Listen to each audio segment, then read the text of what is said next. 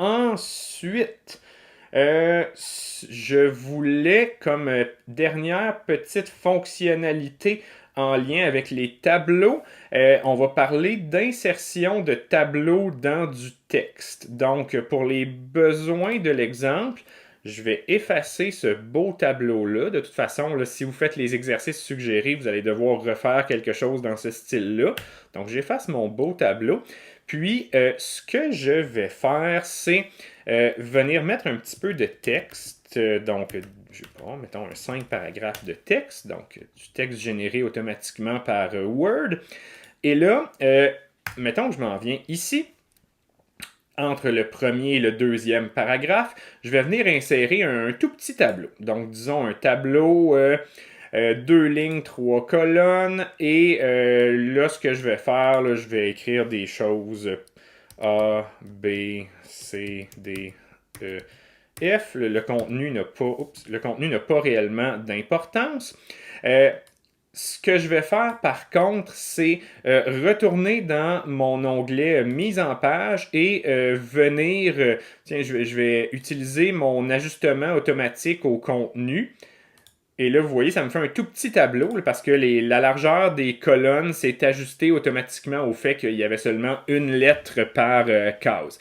Donc, ce que je souhaite faire avec ce tableau-là, c'est comme ça, c'est le positionner non pas comme indépendamment, quoique une chose que je peux faire, c'est sélectionner la totalité du tableau et venir le centrer. Donc, on peut le positionner comme on veut dans la page, mais on peut aussi positionner le tableau manuellement. Donc là, ce qu'on va faire, c'est venir sélectionner le petit carré là, avec l'ancrage qui est en haut à gauche, là où je me trouve, où le curseur se trouve en ce moment. Donc, vous voyez, là, il y a un petit carré avec un symbole d'ancrage. On sélectionne ça et donc on clique et on va glisser notre tableau. Et là, on peut déplacer le tableau un petit peu n'importe où. Je vais venir le mettre, disons, ici, collé là, sur la marge de gauche. Et là, je dépose et vous voyez ce qui se passe. Mon tableau est inséré dans le texte. Et là, on a accès à différentes propriétés d'habillage. Qu'est-ce que ça veut dire, l'habillage? C'est le comportement du texte autour du tableau. Donc, ce qu'on va faire ici, c'est faire un clic droit à l'intérieur du tableau, un clic droit comme ça.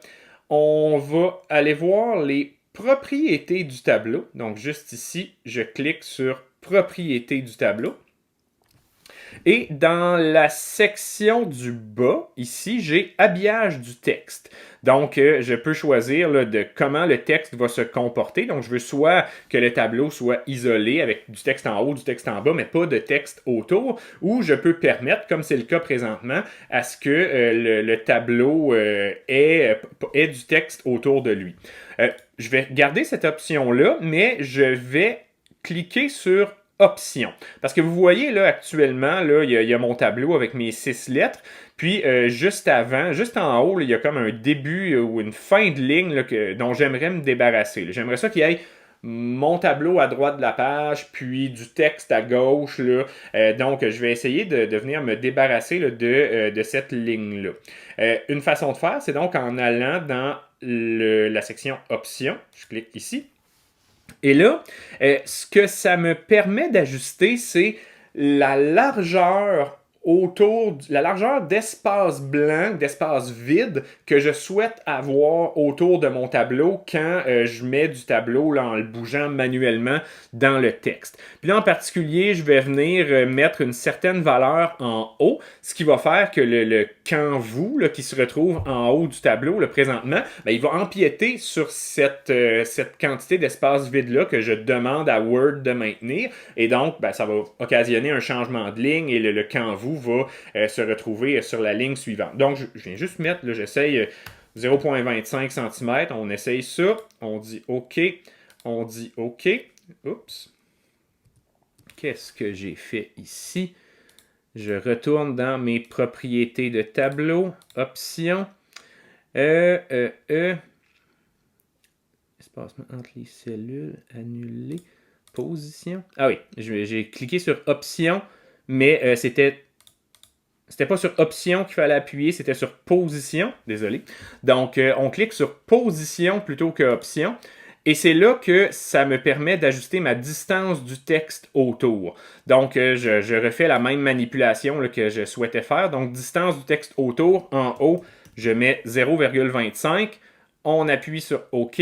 On appuie sur OK. Là, vous voyez, là, ce qui était écrit en haut du tableau aurait empiété sur l'espace vide que je demande à Word de maintenir autour du tableau. Donc, ça n'a pas déplacé le tableau. C'est juste venu comme obliger Word à garder de l'espace vide de 0,25 cm en haut du tableau. Ce qui a eu pour effet là, de prendre le canvou qu'on retrouve maintenant ici, qui se trouvait en haut du tableau. Ben là, c'était plus permis parce que c'était de l'espace réservé autour de mon tableau. Donc, ça a occasionné un changement de ligne. Puis après ça, ben, le tableau ici, si l'envie me prend de le prendre, toujours par le petit bouton d'ancrage, puis de le descendre plus bas, ben, ça fonctionne. Je peux l'amener au milieu, je peux l'amener à gauche. Donc, on peut déplacer le tableau là, où on veut comme ça. Puis, si jamais on souhaite le ramener comme un tableau sans habillage de texte autour, ben, on retourne dans nos propriétés de tableau. Puis, dans habillage de texte, on choisit aucun. On dit OK. Et là, ben, ça redevient un tableau qui est sur ses lignes à lui avec sans texte autour, seulement du texte en haut et du texte en bas.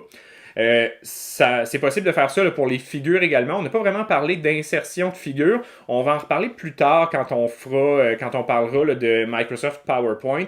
Mais il y a beaucoup de fonctionnalités dans les différentes applications de Office 365 qu'on voit dans une application, mais qui s'applique aussi très bien là, dans les autres. Je vous donne un exemple. Là, beaucoup de fonctionnalités qu'on a vues dans Word, qui est donc un traitement de texte, vont également s'appliquer dans Outlook pour de la rédaction de courriel. Outlook, on ne verra pas ça là, dans le cours, là, mais donc c'est le gros logiciel de gestion de courriel et d'organisation de Office. Mais donc, dans la création de courriel, il y a un éditeur de texte, puis beaucoup de fonctionnalités qu'on a vues dans Word s'appliquent là, également à Outlook, incluant la création de tableaux.